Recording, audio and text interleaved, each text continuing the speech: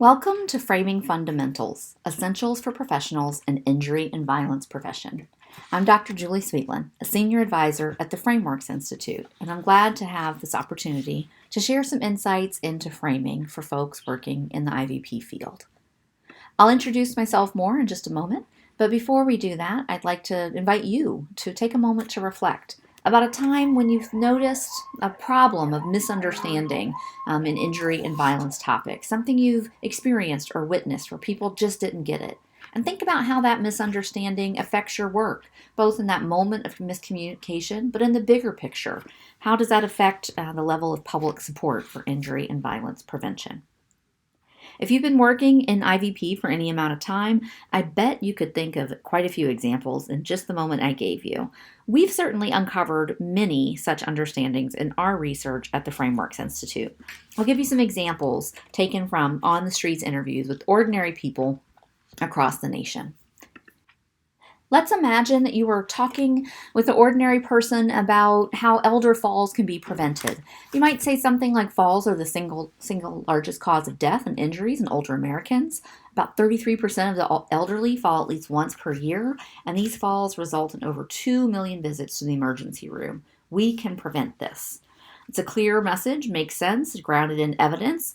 But our evidence and public thinking suggests that people are likely to respond to a message like that by saying and thinking like this. Unfortunately, as we get older, we start to see our bodies falling apart on us. They can't do everything by themselves anymore. Walking with canes. They start becoming a little more feeble. More health problems like strokes, cancer. More medication, more doctors.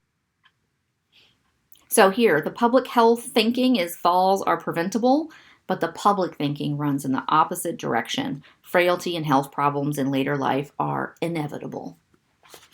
Another topic, gun violence prevention. You might say we don't have to accept high levels of accidents and suicides involving guns. Common sense gun safety measures could prevent unnecessary harm.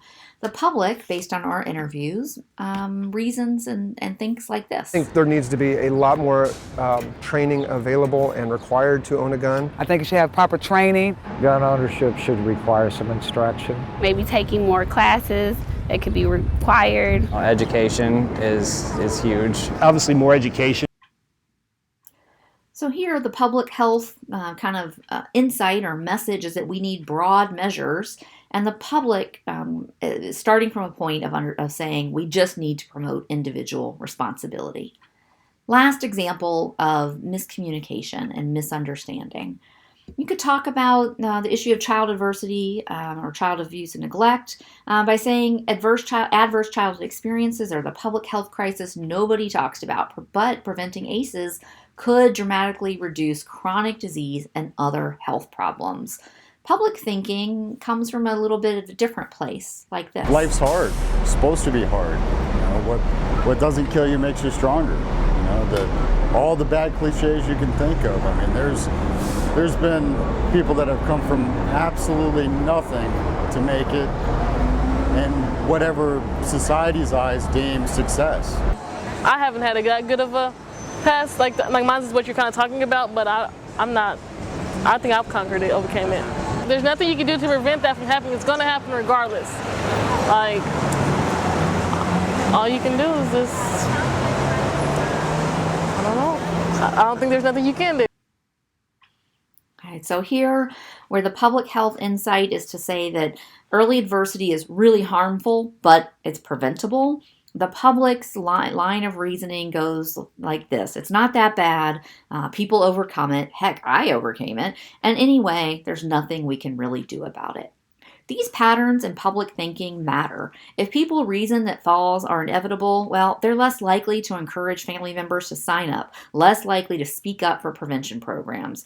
If people think personal decisions are the root cause of gun-related injury and death, well, they're less likely to tell lawmakers that they want stronger protections.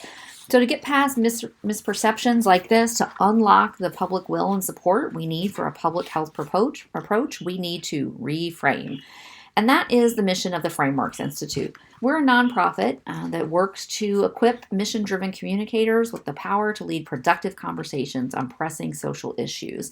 We do this mostly through research, into how to frame the public discourse to be more in line with evidence and good policy. But we also share this research through webinars like this one and lots of training and technical assistance. And I'm delighted to have a chance to share this thinking with the Safe States Alliance. Our agenda, to do this is to walk through these issues. I'm going to give you a brief introduction to framing, dig a little bit deeper into existing mindsets on injury and violence prevention topics like the examples I just showed you, and then work through some strategies for shifting mindsets toward a more preventative approach. And to do this, I'm going to walk through how to lead with the aspiration, not the problem, how to bring the concept of prevention to life, how to center explanation so people really start to get it, and how to be clear that solutions exist and are within reach.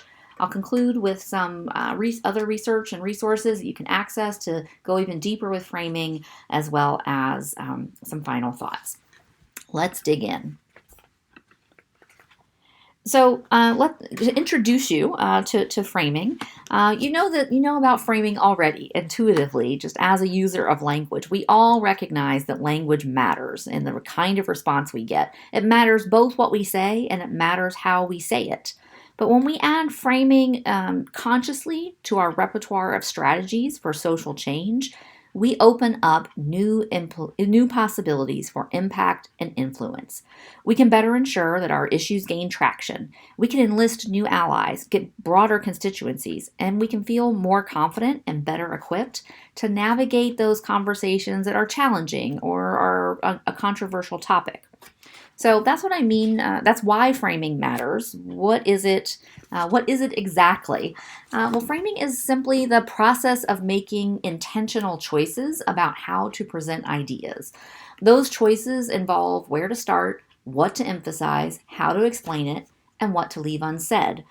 This is worth worrying about because framing shapes the meaning that people take away from the communication. And even beyond the level of a specific communication, as framing moves through society, those understandings shape the issues that the public and policymakers pay attention to. They shape whether or not a public response is generated or whether people just assume it's someone else's problem or a personal issue. And they shape the way individuals and groups decide to act or not to act. One classic example of frame effects comes from landmark studies by Amos Tversky and Daniel Kahneman, who later won the Nobel Prize for their work in this area. You may have encountered their work in the book Thinking Fast and Slow. In some of their landmark experiments, they presented people with two choices, each of which had the exact same outcome, but were given to the people with different emphasis. For example, if you have to get a surgery, which procedure would you prefer? The one where 90% of patients survive or the one where 10% of patients die? If you're pulling up to the gas station, which gas station would you choose? One with a 5% discount for paying cash or one with a 5% penalty for using a credit card? Now, if you do the math here, the outcomes are exactly the same. But the human mind is not a precise calculator. It's a rapid scanner. It prizes speed over accuracy. We make snap judgments on most things. Now, that's an important cognitive capacity for a species that needs to scan a complex, ever-changing physical environment to decide what's safe, what's dangerous, where opportunities for food or shelter or other good things might be. But when it comes to a complex, ever-changing information environment filled with complicated social issues, our tendency to think fast leads people overall to fall back on familiar ideas to get to an answer quickly. We do have the capacity to think slow and make more deliberate assessments of issues, but to do that, we need something to push us to do it. And that's where framing strategies comes in to the repertoire of social change strategies. If we, as change makers, can find ways to prompt people to think differently, reason more deeply, then we can change minds and open up new associations with an issue. And with time, these changes build up to a new social context, which allows for better policies and promotes better outcomes. Let me give you an example of how reframing does change that social context and leads to better policies and outcomes. This one of the classic examples in the broad field of framing, where lots of folks working on lots of different social issues look to this, comes from public health. Before the tobacco control movement really got going in earnest in the 1980s, the frame that dominated about tobacco, about smoking, was the frame of vice, a guilty pleasure.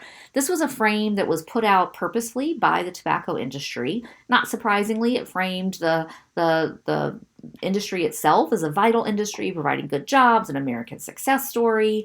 If we started to talk about restricting tobacco, they really framed that as a threat to people's personal choices and individual freedoms.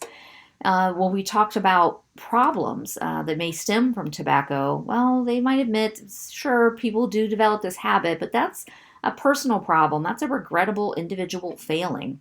The bad behavior in this case was placed on the smokers themselves. If we talked about prevention, well, that's the responsibility of parents to instill the right values and health choices in their children. And the policy solutions given out from the highest levels of the U.S. government were to protect yourself, famously phrased as just say no. As advocates and public health experts came together to conscientiously reframe this issue, they landed on a different frame: tobacco and cigarettes as a defective product, one with known health and safety hazards associated with it. They made sure to paint industry as a deviant industry, one that was acting in bad faith, sitting on essential information the public had a right to know. They pointed out that corporate manipulation made cigarettes more addictive, which really made the lack of choice, a lack of freedom, more salient for people. They talked about the companies as the ones engaging in bad behavior, and that brings up evokes different responsibilities. It's a responsibility of government to step in and regulate. And so within this frame, the solutions that become into view are protective policies, such as limiting advertising. Overall, this shows that with conscientious framing, we can shift the conversation from an individual personal health behavior that leads people to assume that the answer is to fix the people, into a true public health issue where it becomes our shared responsibility to fix the conditions. That real world and inspiring evidence that framing can change policies and outcomes was part of what led to the founding of the Frameworks Institute. And we work on this theory of change, that if we as nonprofit and mission-driven communicators change what we say, well, then that changes the public discourse, i.e. what people hear. It's really important to shape what people hear, what they're encountering in the media, what they're encountering from the institutions they engage in, and what they encounter in everyday conversation. Because the number one, not the only, but the number one predictor of what people will believe is the number of times they have heard it. If we can shape public discourse, we know we can shape public thinking.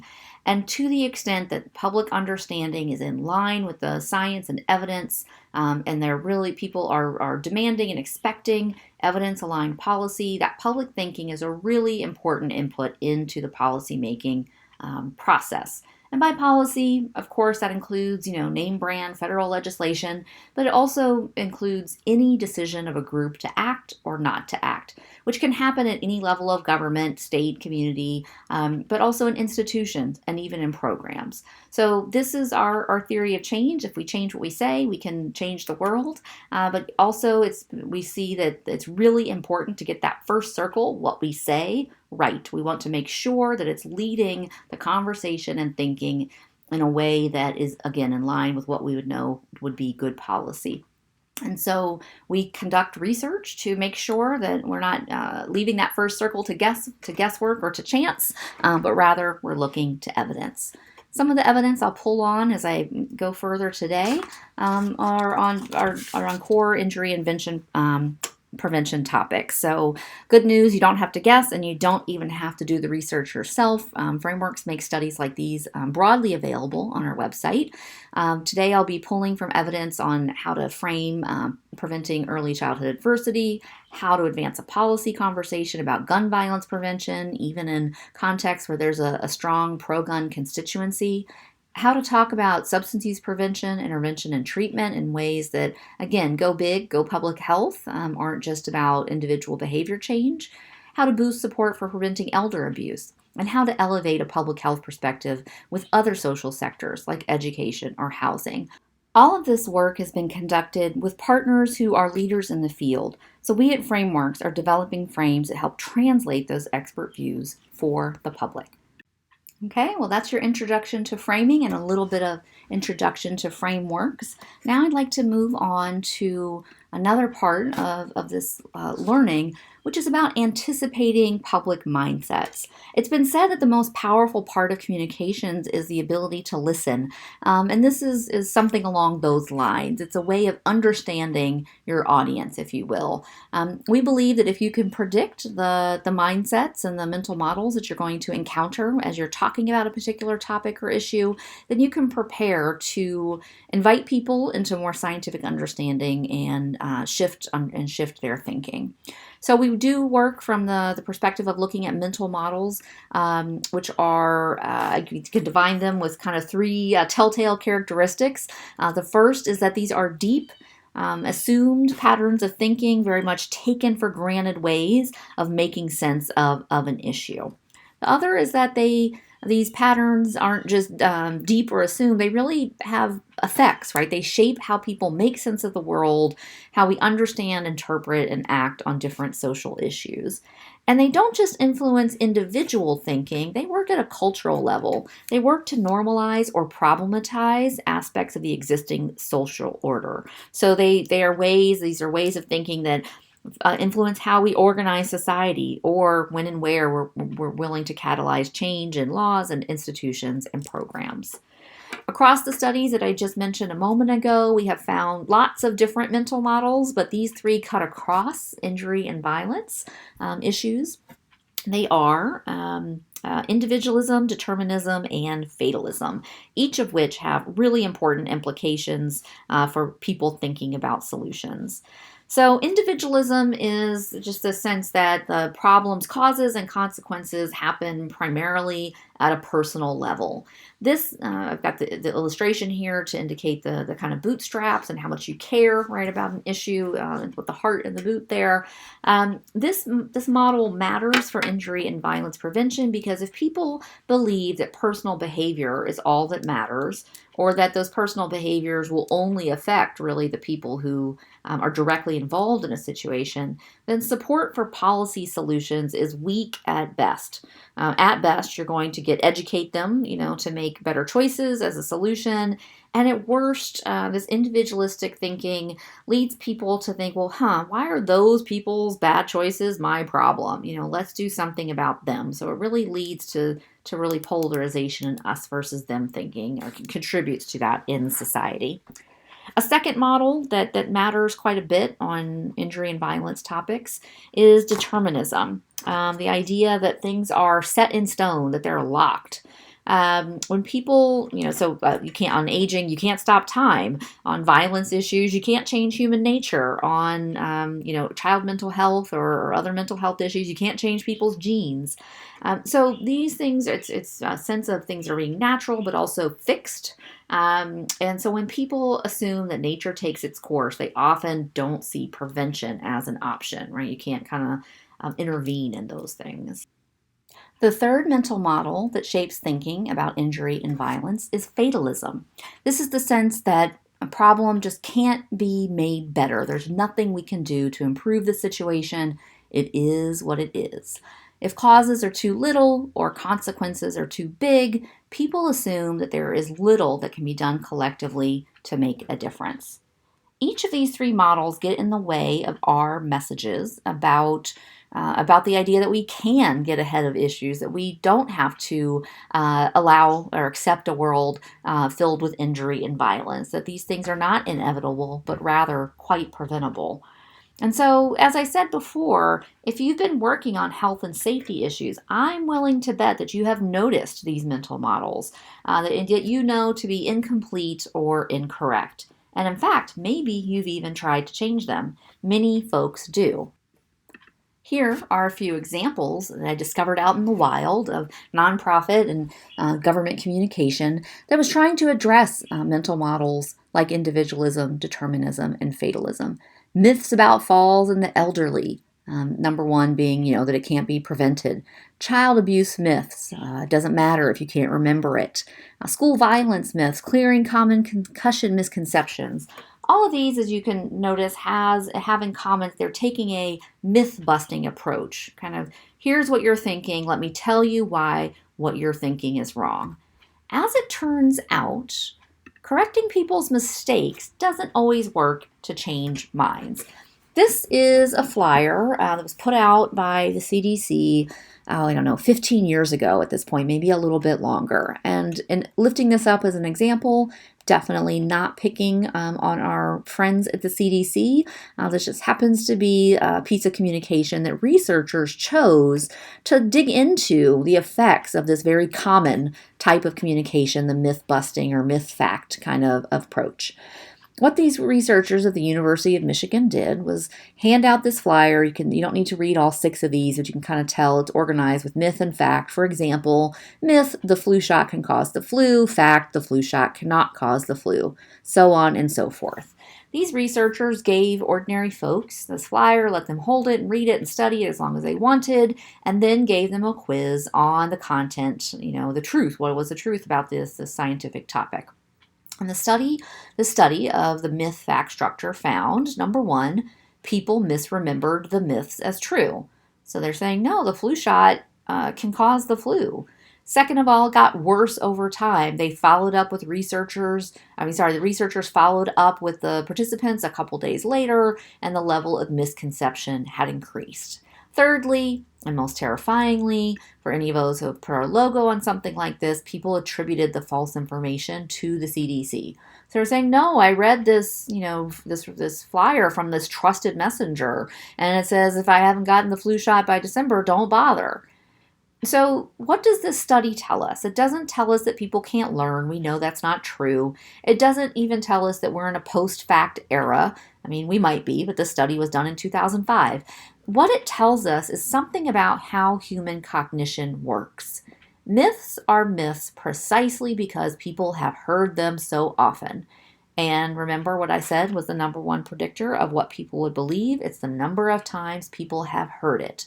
So by restating the myth, even in an attempt to kind of debunk it, we have reminded people of it. We've given them a repeat of what they thought to be true initially, strengthened that mental model and that neural circuit in the human mind, and then tried to come behind it with, one sad blue fact and hoping that it would overcome a lifetime of experience and expectation. That's not going to work. What we can try instead is first of all, it's a great framing lesson. Never remind people of something you wish they'd forget. But also, instead of rebutting with facts, we can try to redirect attention to what is true. We can shine a light on the reasons why an issue matters to society, how an issue works, and what can be done to make it better in ways that really make prevention come to life. And by directing attention to what is true and what we do believe will make a difference, we can have much more effect in our communications than we can going around wagging our finger, and saying, no, you're wrong. Instead, let's advance an affirmative story about what we believe to be right and how to put things right. So that leads us into the second part of this training about how to shift mindsets. And I'm going to offer 4 strategies with evidence behind them. Before I do that, I want to invite you again to think of for a moment about what you're working to change and what you strive to change it to. Whether it comes to accidents, intentional injuries, suicides, deaths, what do you most hope to see change? I'm sure for some of you, the answer is very practical and tactical. For others, it could be bigger and more aspirational. But whatever it is, please take an opportunity to think about it. That will give you something to kind of hook this information onto. So in terms of the reframes that I would suggest, in terms of the habits that we have as a field for talking about IVP topics to make these things better, to where we could go as a field to really break through to the public, is instead of telling a story where we say this situation is so bad, let me pile on the numbers and show you how bad it is. I'm going to tell you it's preventable, but man, I just am upset and we cannot allow this to continue. It's much better to tell a story that's more about what we aspire to. Let me show you and explain what affects what. Let me really show you how prevention could work, and let me invite you in to seeing how we could make a difference. That kind of more aspirational and explanatory and yes we can kind of story, our research has shown is much more effective than a kind of the sky is falling and this is a moral outrage type of story. So I'm going to give you these 4 framing fixes, if you will, as well as some examples for what they look like in IVP communications. Framing fix number 1 is to lead with the aspiration, not the issue, not the name of the issue, or kind of a lengthy dissertation on the extent of the problem. We see this quite a bit where a common attempt to reframe health topics is to tell people, X is a public health issue, Y is a public health crisis. The idea behind this is logical. The communicators that are framing this way notice that people misunderstand the topic as an individual or family level problem, or they misunderstand that it is not that big of a deal. And so they're trying to say, no, this is something that is widespread, it's working at a population level, and it has something to do with our systems or environments. And so they use the shorthand that this is a public health issue to get that across. As it turns out, 2 things. Number 1, the public doesn't understand public health, and so saying this is a public health issue is not that helpful. But also, number 2, a logical approach doesn't always work because we're not taking into account the models that people have in mind about health. So we have seen that messages about health often don't work as expected. We've seen this on studies time and again that we've conducted here at the Frameworks Institute. We had a 2014 experiment that tested different ways to frame environmental health. If we emphasize protection or public health, that was the same as saying nothing. As it turned out, framing the issue in terms of fairness across places worked better, something of a zip code argument. In 2018 and 2019, we conducted experiments testing different ways of framing tobacco-related health disparities. If we talked about the negative health impacts of tobacco on priority populations, that had no effect on public support for equity-focused tobacco policy. But if we talked about the issue in terms of justice, we saw huge gains in what people were willing to support. In a 2020 experiment testing different ways of framing gun violence prevention in a heavily Republican Midwestern state, our messages about health fell flat. Potential health benefits had no effect. Messages about negative health impacts reduced support for the policy. People felt they were being kind of emotionally manipulated. As it turned out, framing the issue in terms of democracy worked better. Our interpretation of why messages about health often don't work as expected is because we know that people think about health through that mental model of individualism. The causes and the consequences are really a personal matter. And so it doesn't always work to get people to think about a public health approach in talking about health. Now, if you're thinking, well, surely, that's from 2014, 2018, 2019, 2020, but we just went through a global pandemic. People are thinking about health differently now. Well, I've got some data for you. In past research, we have found consistently that health individualism, the idea that people's health is determined by lifestyle and choices about diet and exercise has been really dominant. We thought that might be changing during the pandemic. But in the culture change tracking survey that we've been doing every few months since October 2020, finds that this pattern of individualism continues to hold true and that people still struggle to see how systems and places shape health. On one item in this survey, which was a forced choice item, you had to pick one or the other of these. When asked to choose between health individualism and ecological or systems thinking, the idea that the neighborhood where people live determines their health, participants overwhelmingly chose individualism. You can see here it's basically 75% compared to 25%. Now, while these numbers varied slightly across groups, health individualism was dominant even for groups that tended to think more systematically on other issues like the economy, education, or police reform. When it comes to health, individualism was endorsed over the ecological perspective, by 68% of Democrats, 67% of Black Americans, and 66% of people age 18 to 29 and people 30 to 44. So again, health individualism remains strong despite the pandemic. And this calls us to find different ways to make the case for public health approaches than just saying it's about health, it's about health, it's about safety, it's about safety. Let me show you some examples of how you might do that. Here we've got a message that is about senior isolation, social isolation, and its effects on older people. On this, I'll give you just a moment to read the blue side here.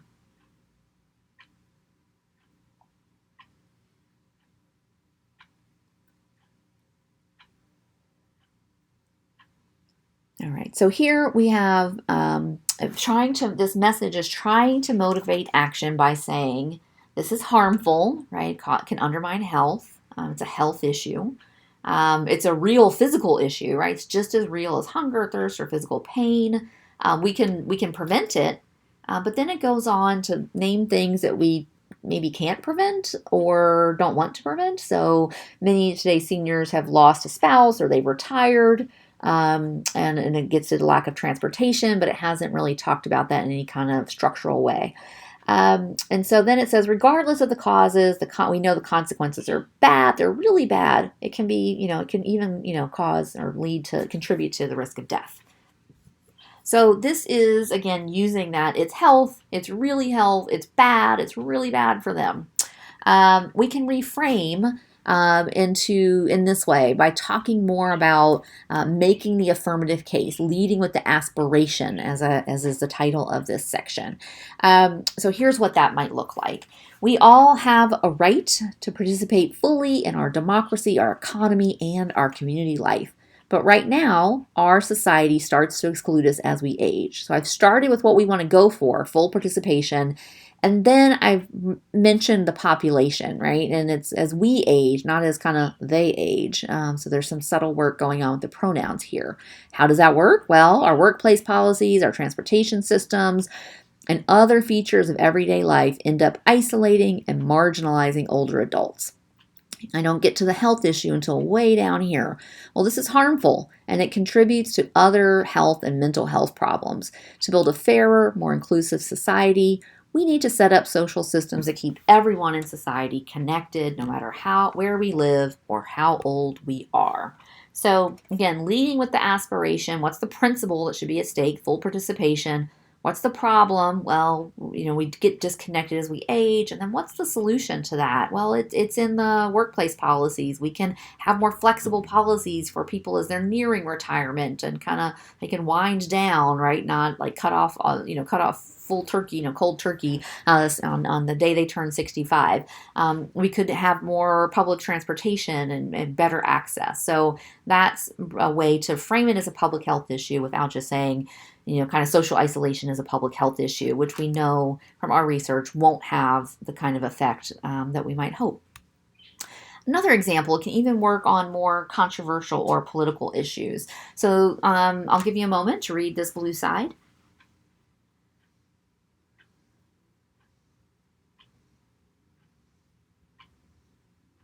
All right, so this frame is trying to motivate action by pointing out just how bad things are. Note how many words in just this short passage express danger. We've got killed, armed, mass shootings, death, violence, massacres.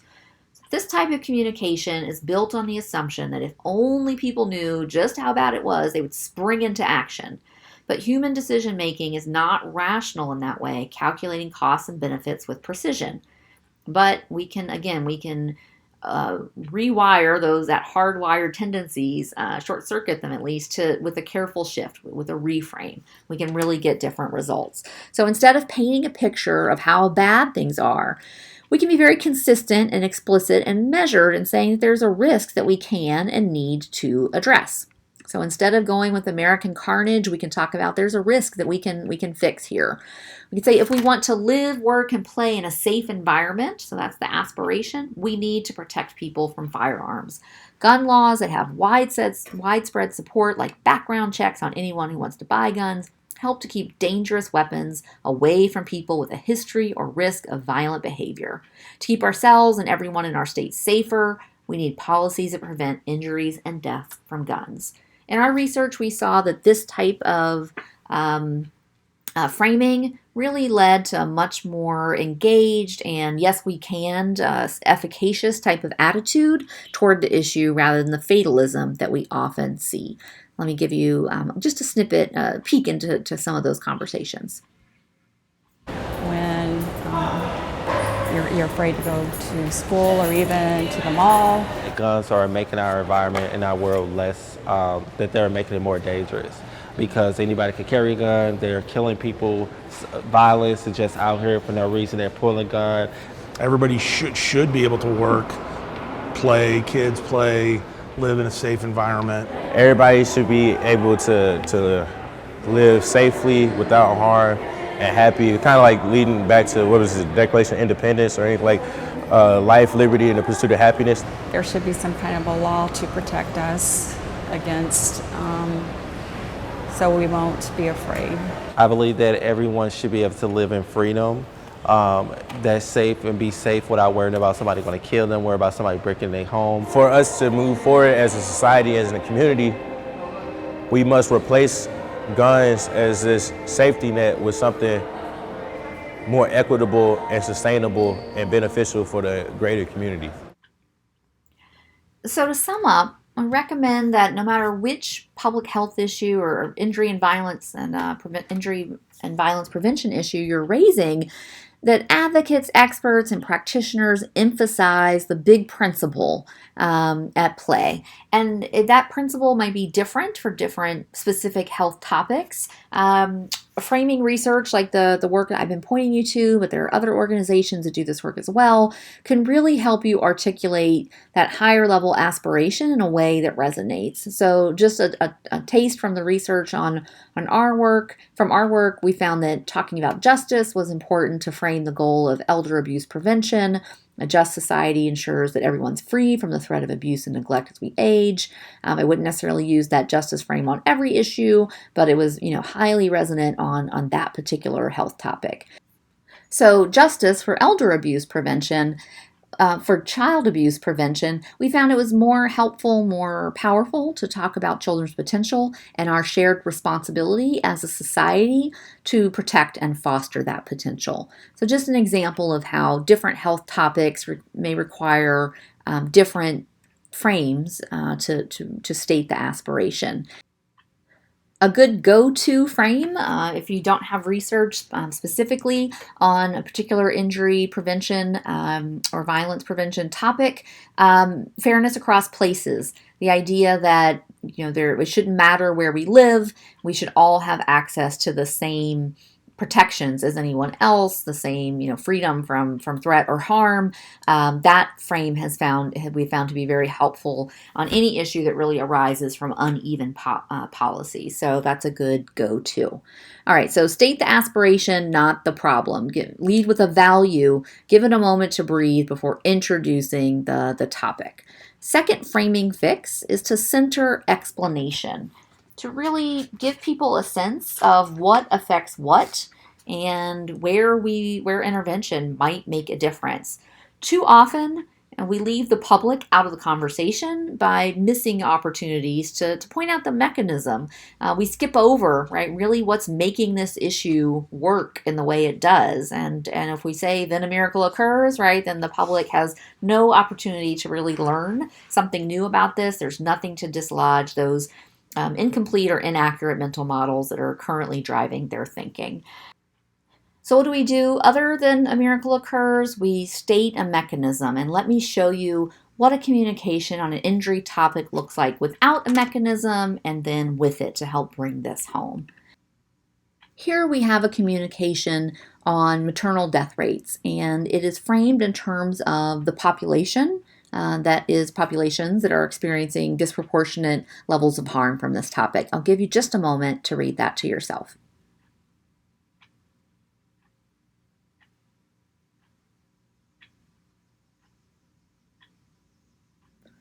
So what we have here is really an attempt to prove through statistics, right, that this is not just something about particular individuals or groups, but rather trying to show that these trends could not be happening if it wasn't something wrong with the system. So it says, we rank lower than all other developed countries, and we have Black women who are more at risk and women in the South. And so, the inference here is supposed to be that, that it's something systemic going on, and particularly race. An alternative is to put in a mechanism, to put in a causal pathway. So this is reframed not with this is a racial disparity, but rather how is this racial disparity happening? So the U.S. is failing to manage pregnancy complications that cause serious injury and death.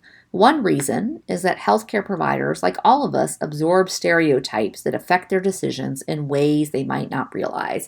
For instance, the stereotype of the quote-unquote strong Black woman can lead doctors to minimize concerns about pain.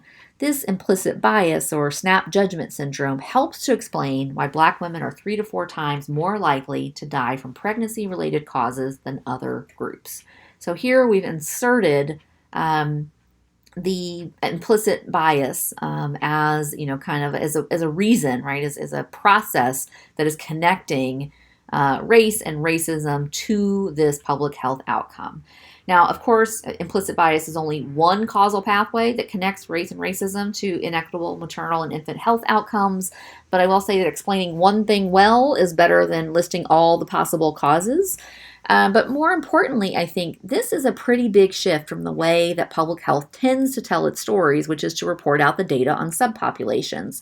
Now, that understanding of who is being affected by a problem is critical to plan and implement your interventions, but it is a pretty bad communications technique. The trouble with a list of subpopulations as a communications technique is that it makes it easy for people to see demographic groups in isolation, rather than seeing the common underlying causes of the problem and the societal changes needed to improve the condition. If we're just talking about the people, it's easy for people to think, fix the people. If we start to talk about the process, people see a place where a public health intervention would make a difference. So organizing your frame around causal pathways rather than subpopulations is one key recommendation for centering explanation. Other than that, you can show what affects what, clearly laying out cause and effect sequences. Include the mechanism, the process, or the causal pathway, 3 ways of saying the same thing, but I wasn't sure which one you would have known. You can create a tight logical flow, really making sure that one idea leads right to the next, like dominoes set up perfectly in a domino run. And you can signpost in lots of ways how this works, using how kinds of words, like as a result, because this helps to explain why. Those causal transitions really help people, again, focus on the how, which then helps them to see where intervention and prevention could make a difference. So, I hope that made sense. I'm going to give you a little pop quiz. Just one to do mentally, to yourself. Take a moment, look at these, pause, and decide which one is actually explaining what affects what, how it happens. If you chose B, you are on your way to becoming a master framer. Now, I gave you a tricky trick here. A actually has the word cause in it, but that doesn't mean it includes a causal pathway or a mechanism in the text. B has a mechanism at work. Why does this happen? Loss of flexibility. And why does that matter? Well, because now people can see a place for prevention. We can increase people's flexibility. Whereas in A, what would be the solution? Stop people from getting older? You can see the difference. Okay, one more. I told you it was better to explain one thing well than to list all the things. This next question quizzes you on that. I'll ask you to pause and analyze which one lists less, explains more.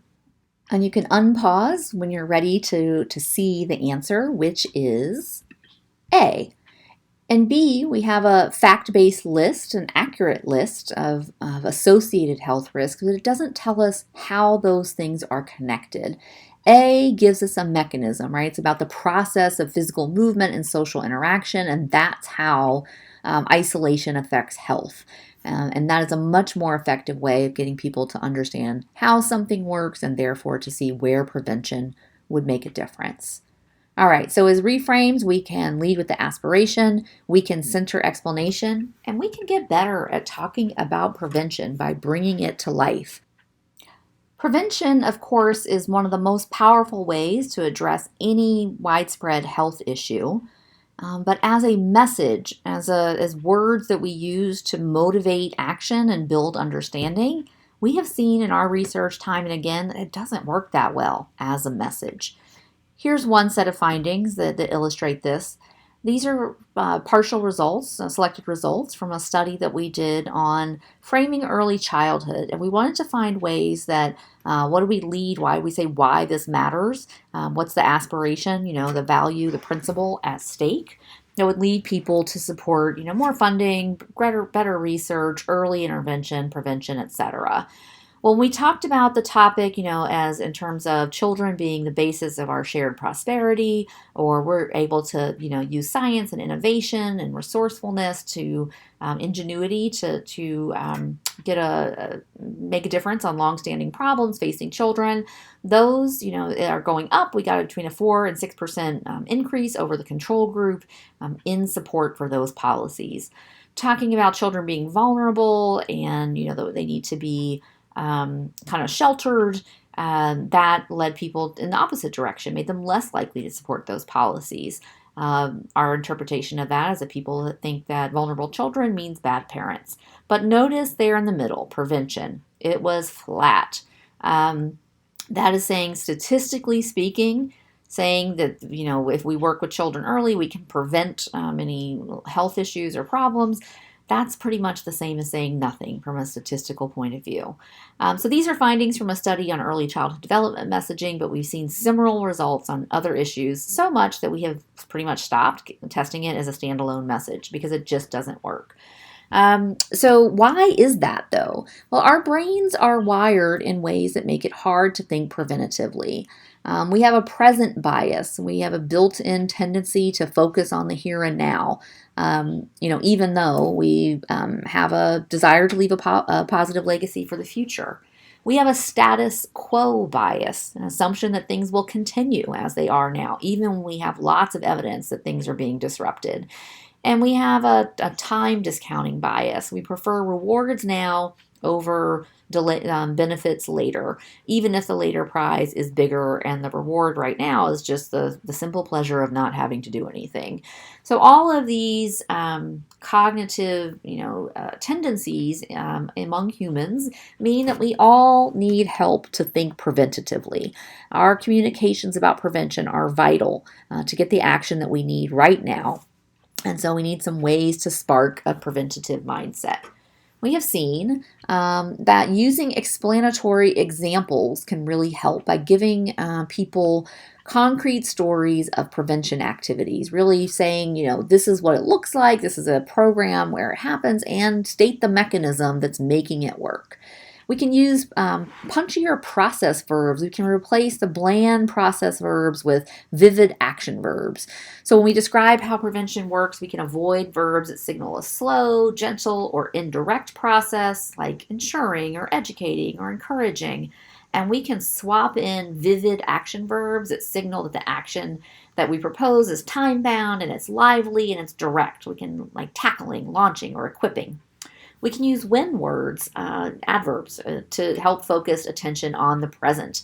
We can signal that prevention is in progress by using adverbs and adverbial phrases like now, right now, currently, today, this year.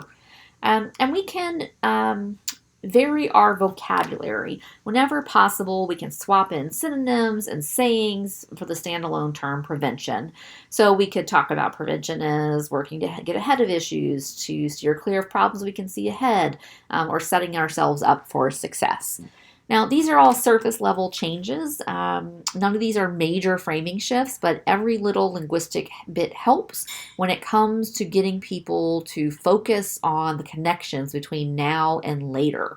We want to use language to give the sense that prevention is real and happening now, to borrow a phrase from our friends in the climate action movement, that can help to motivate preventative action. I'll give you a little example of what this might look like. So on the left, these are on the blue side. These are messages that don't have any when or how. So states and cities can take steps to improve family courts to lessen the impact of child maltreatment and prevent further trauma. That could, I don't really have a sense of what that's like. It's not very concrete. There's no when. It's kind of they could do it, last year, next decade. There's no kind of urgency there, and no way to connect here and now with the outcome later. So a reframe for that would be this year, judges and social workers are crafting support plans for families who want to address the issues that led them to family court. So we have some sense of this being, real and happening now. I can picture some folks who I have a mental picture of, judges and social workers. I know what they're doing. They're working on plans with families, and I know the why to kind of get around these major issues.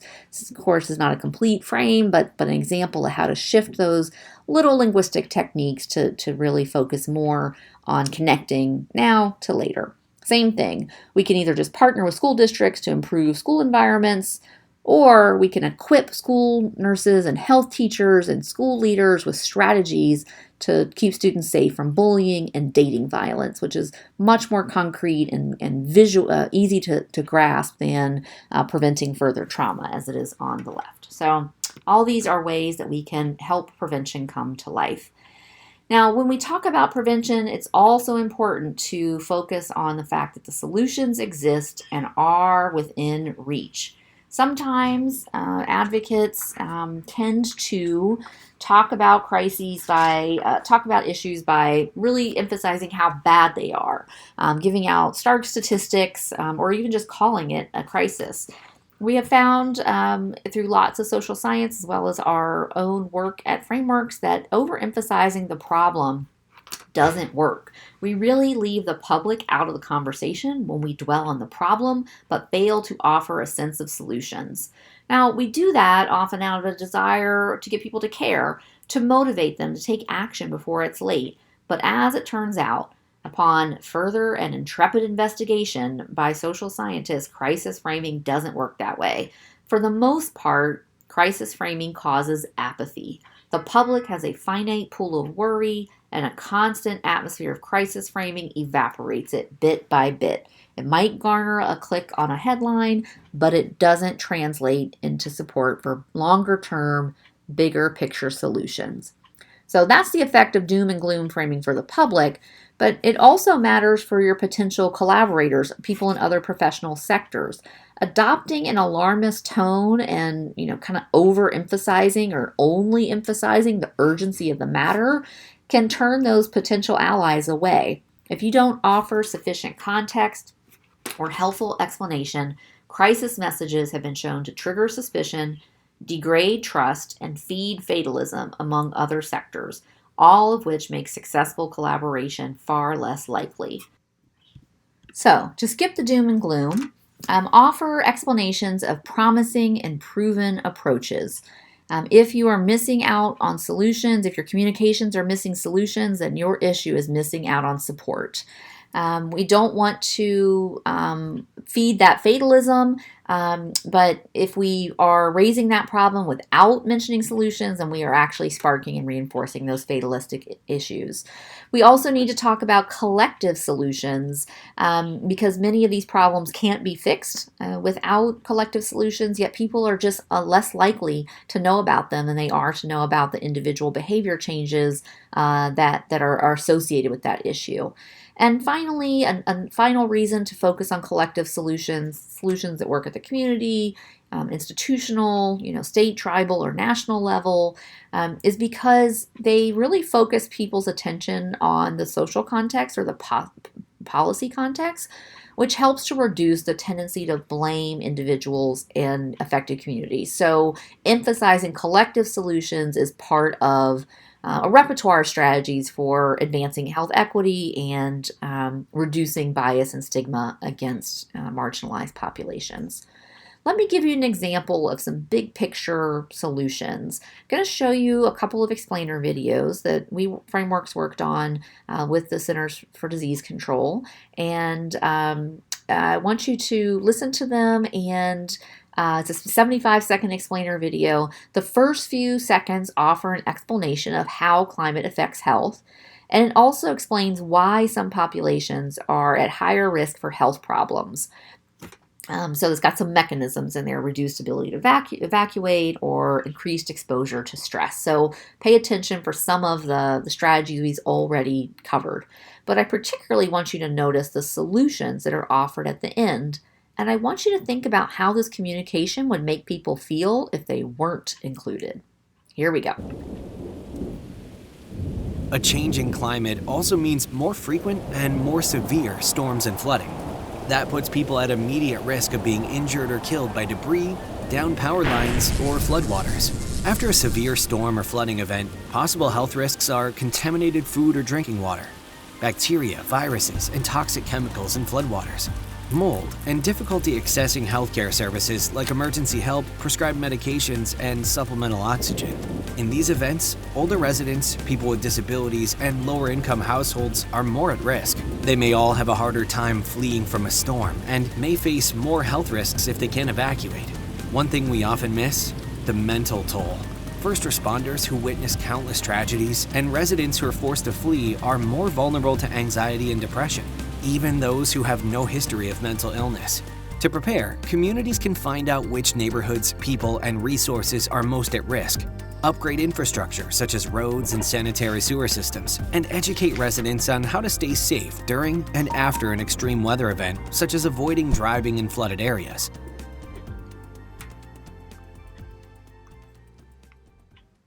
Okay, so let's think about the role of solutions in this frame. Okay, so first of all, if the solutions weren't included, OMG, the climate is changing, it's flooding, I could get electrocuted, eat scary food, or get eaten by a scary bacteria, and it's worse for my grandmother, the rescue squad, and that poor little Dalmatian. Okay, I'm being a little flip here, but my point is serious. The communications challenge for most social issues is not to persuade people that the problem is a problem, but rather to convince them that the problem can be solved. And when we leave solutions out of our frame, we slow progress towards public health prevention and health equity. We spark fear and fatalism when we need to spark energy and efficacy. So the solutions in this example were big picture, right? Using an equity lens for surveillance, upgrading infrastructure, taking responsibility for clear public health communication. In a parallel video that focuses on extreme heat, the emphasis is on establishing cooling centers and designing infrastructure that reduces urban temperatures. So those are solutions that are commensurate with the scope of the problem as defined, right? The climate is changing, so we need to change our health climate. And they are also not, very much not individual. So it's not go to a cooling center. It's our city needs to establish cooling centers. So big picture problem needs big picture solutions. There are some other aspects of effective solutions frames. Want to make sure that they're collective. I've mentioned this a couple times, and by that I mean they're community level. They're amenable to policy. They should be concrete. They should be specific and possible to visualize and grasp. They should be conceivable, feasible, and realistic, right? Things that we believe, could be done. And as I mentioned, they need to be commensurate. If you articulate the problem at the systems level, you also need to point to a systems level solution that's available. And finally, they need to be clear. I'm going to put in a plug here for practicing plain language. I'm a word nerd, and, I'm just a nerd, and so plain language can be hard for me to pull off. I have to work on it, and often I have to get help. Let me give you some examples that others have helped me with, translating public health or academic language into everyday language that doesn't require any specific expertise or training to grasp. Right. So instead of talking about targeted residential assessments and subsidized trip fall mitigation for eligible seniors, we can just say, you know what we can do? We can offer repairs for fall and trip hazards to people who receive Social Security. Instead of talking about expanding sexual health education curricula to include evidence-based relationship interventions, we can make that very easy for people to understand and how and why it matters. When middle schools teach healthy relationship skills as part of health education, young people are less likely to use or accept physical violence in their dating lives. Instead of just saying we need red flag laws and leaving people to fill in the whole story about what those are, how they matter, and what they're really about, we can give a full, clear explanation that it attracts the persuadable middle on this issue. To stop a mental health crisis from ending in suicide, it helps to keep firearms away from a volatile situation. States like Indiana and Virginia have adopted extreme risk laws that allow families to ask courts to temporarily store guns outside the home. And instead of using jargon-laden phrases like comprehensive and universal helmet laws, we can help people see what it is and why it matters. When states require all motorcycle riders to wear a helmet, we see that injuries and deaths from motorcycle accidents go way down. But right now, only 18 states have universal helmet laws in place. All right, so we can tell a more aspirational story, we can center explanation, we can talk about prevention, and we can help solutions come into view. So here are the key points. You're always framing, so always frame strategically. All your communications have an opportunity to help the public get smarter about the issue and help you place the right emphasis on the issue. Don't rebut misconceptions. Instead, reframe your communications so that you are emphasizing what is true. Go high. Don't lead with the pressing doom and gloom problem. Instead, lead with your aspiration or the principle that society should uphold. Don't skip on the explanation. It's the secret ingredient of reframing. Focus people on the here and now and the how of prevention efforts, and always include at least one clear, easy to think solution in every communication. If you leave it out, you're leaving out support.